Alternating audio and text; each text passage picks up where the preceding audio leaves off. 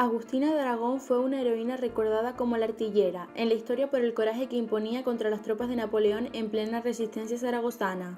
Su vida privada en cuanto a matrimonio y amorío fue agitada debido a un par de enlaces con dos hombres a los que dejó para casarse con un tercero.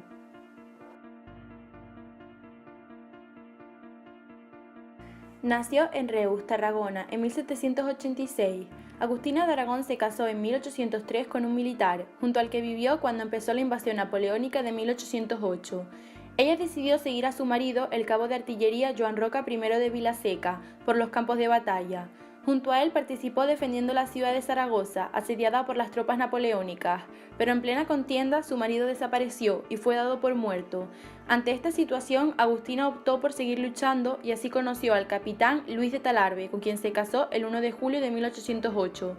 El 2 de julio de 1808, tras morir los hombres que estaban a cargo de un cañón con el que defendían el baluarte del Portillo, Agustina de Aragón lo usó contra los franceses que se introducían en la ciudad, convirtiéndose así en la Artillera. Gracias a este acto llegó a convertirse en una heroína popular. Las tropas francesas levantaron el asedio el 15 de agosto de 1808. Gracias a ese espíritu luchador, alentó a los zaragozanos y se le fue concedido el grado de oficial del ejército por el general Palafox. El 21 de febrero de 1809, y tras 2 meses de resistencia, la ciudad de Zaragoza cayó en manos de los franceses, donde Agustina fue capturada. Consiguió escapar marchándose a Teruel para guerrear contra las tropas napoleónicas. De ahí pasó a Tortosa, Tarragona, para seguir luchando junto a su marido, aunque nuevamente volvieron a ser capturados. Ella logró escapar y años después, tras finalizar la Guerra de la Independencia, se reunió con su segundo marido en Valencia. Tras la contienda resultó que su primer marido no estaba muerto, así que se encontró con un dilema amoroso al que dio fin, terminando con sus 2 matrimonios y rehaciendo su vida junto a otro militar con el que se casó y tuvo una hija. En 1814, el rey Fernando VII, tras conocerla y enterarse de la mala situación económica en la que vivía junto a su familia, le otorgó una pensión vitalicia. Murió en Ceuta el 29 de mayo de 1857.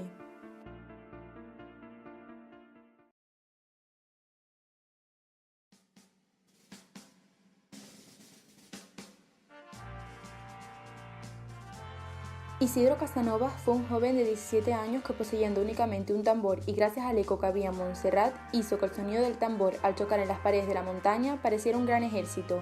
Esto causó la marcha de las tropas francesas por la creencia de encontrarse con un gran ejército español. El 4 de junio de 1808, el general Schwartz salió con 3.800 hombres y 2 piezas de artillería desde Barcelona por el camino real que conducía a Lleida y Zaragoza. Esa misma tarde fue cuando los franceses llegaron a Martorell, donde pasaron la noche.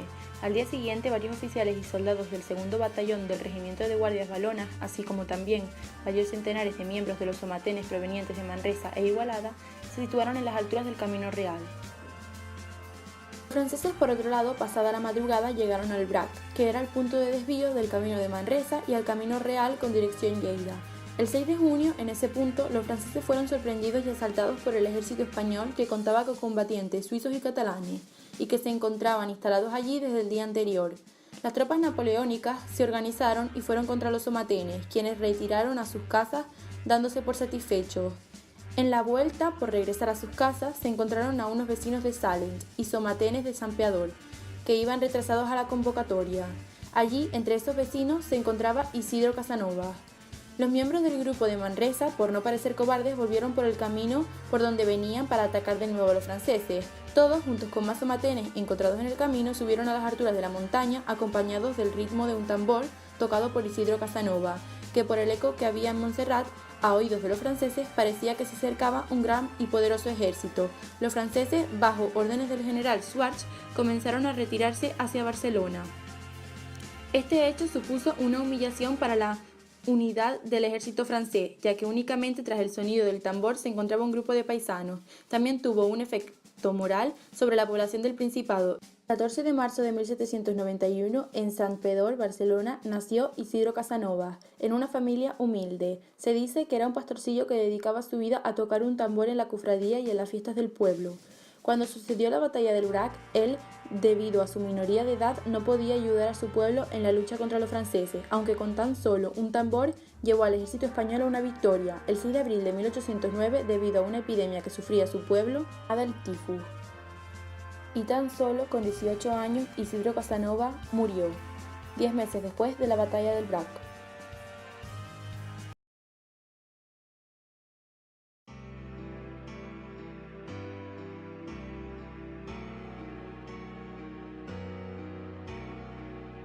Francisco Javier Castaño fue un militar que durante la invasión napoleónica bajo el cargo de comandante general en el campo de Gibraltar logró vencer a los ejércitos franceses que se encontraban bajo las órdenes del general Dupont.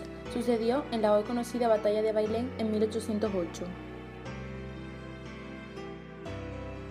Nació en Madrid el 22 de abril de 1758. Con tan solo 10 años participó en el ejército con el papel de capitán de infantería. Tras estudiar en el Seminario de Nobles de Madrid, ejerció diversos cargos como brigadier en 1793 o mariscal de campo en 1795. Su vida militar comenzó a los 16 años, cuando fue destinado al regimiento de Saboya. A los 24 años ascendió a comandante, a los 26 a teniente coronel y a los 31 a coronel graduado.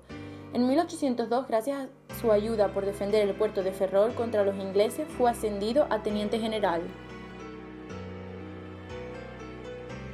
En 1808, bajo el cargo de comandante general del campo de Gibraltar, cuando se produjo la invasión de los franceses, se asocia al bando patriota llegando a un acuerdo mutuo con el general inglés Dalrymple, poniéndose bajo el servicio de la Junta de Sevilla, liderada por Francisco Saavedra, que le nombró capitán general de Andalucía. El general francés Pierre Dupont fue derrotado en la batalla de Bailén por Francisco Javier Castaño, quien lo hizo prisionero a él y a 23.000 soldados y oficiales, aunque no fuese personalmente él quien luchase contra el ejército francés.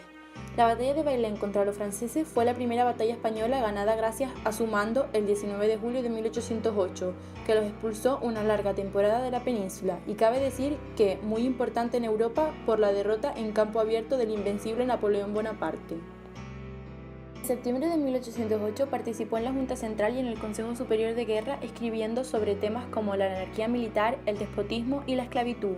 El 23 de noviembre de 1808, por falta de medios y del puesto de capitán general, perdió la batalla de Tudela, por lo cual sufrió consejo de guerra, que le absolvió.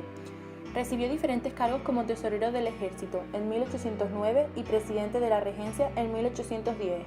También fue miembro del Consejo de Estado y jefe del cuerpo expedicionario al Rosellón en 1814, durante el Imperio de los 100 días. En 1815, Isabel la Católica le entregó la Real Orden Americana y más tarde la Legión de Honor y el Toisón de Oro. En el mismo año también fue consejero de Estado y capitán general de Cataluña hasta 1820. Durante el reinado de Fernando VII fue fiel a la causa absolutista, cuya fidelidad le absolvió confianza del monarca y el nombramiento por algunos cargos. En 1817, en Mallorca, fue camarista nato de la Cámara de Guerra, lo que le hizo odioso ante los liberales por la orden de ejecución al teniente general Luis Lacy y Gautier. En la Revolución de Barcelona del 13 de marzo de 1820 es expulsado de la ciudad, aunque siguió en el Consejo de Estado hasta 1822, hasta que un nombramiento para la comandancia del regimiento de guardias reales españolas produce indignación y por el cual se pide su cabeza. En 1833, Fernando VII cae bajo una enfermedad, este le da el título de duque de Bailén. Fernando Javier Castaños muere en Madrid el 24 de septiembre de 1852 en una pobreza económica. El título de duque de Bailén recayó al hijo de su hermana, Luis Carandolet Castaño, debido a que no contrajo matrimonio.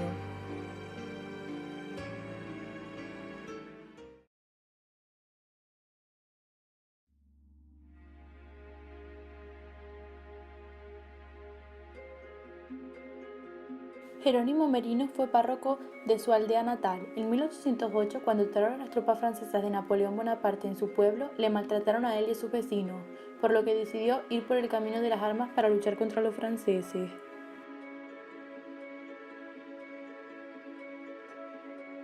Nació el 30 de septiembre de 1769 en Burgos. Estudió latín en Lerma, aunque tuvo que regresar a su pueblo para trabajar debido a la muerte de su hermano mayor. El párroco de Covarrubias le ayudó a volver a los estudios. Esto le favoreció para formarse como sacerdote, oficiando su primera misa en Villoviado. El 16 de enero de 1808, en Villoviado, una tropa del ejército francés se introdujo en la localidad para esclavizarlos, transportando el equipaje del destacamento hasta Lerma.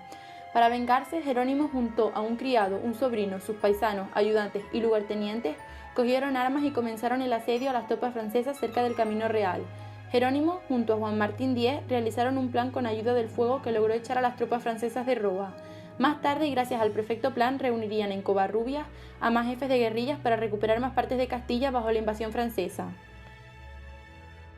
Con la ayuda de diversos jóvenes mandados por las juntas de Roa, Aranda y Lerma, logró derrotar en varias ocasiones al ejército, por lo que le condecoraron. Sorprendieron a un convoy enemigo que les proporcionó pólvora, cañones, bombas, caballos y herrajes, y de nuevo él y sus paisanos impresionaron a las tropas francesas cubriéndose tras unos pinos que se hallaban junto al camino. En agradecimiento por esta victoria fue nombrado coronel. Jerónimo Merino continuó con las emboscadas en Cévico Navero en 1811 y en Ontoria de Valdearados en 1812, formando una línea defensiva desde el Duero hasta Lerma, y junto con Padilla y Príncipe. Más tarde fue nombrado brigadier en Burgos y como gobernador militar se le fue concedido por Fernando VII una connollía en Valencia, lugar en el que el capitán general le adjudicó la Cruz Laureada de San Fernando y la Gran Cruz de Carlos III. Cuando se levantó la Revolución de Riego en 1820, el rey Fernando VII le ordenó a él y a su ejército su marcha al campo, donde fueron dispersados. Se refugió en Portugal y se reunió con el rey Carlos I de Portugal. Tras el convenio de Vergara se refugió en Alençon, Francia, donde murió en 1844 con 75 años.